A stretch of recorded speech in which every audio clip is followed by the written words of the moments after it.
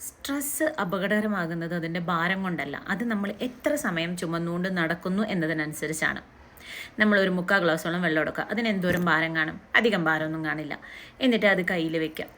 ഈ കയ്യിൽ വെച്ചിട്ട് 1 മണിക്കൂറോളം ഇങ്ങനെ തന്നെ പിടിച്ച് നിൽക്കുക, അല്ലെങ്കിൽ 1 മണിക്കൂറിന് മേലെ. എന്താ സംഭവിക്കുക? നമുക്ക് മെല്ലെ കൈ വേദനിക്കാൻ തുടങ്ങും, പിന്നെ കയ്യിന് ഒരു മരവിപ്പ് വരാൻ തുടങ്ങും.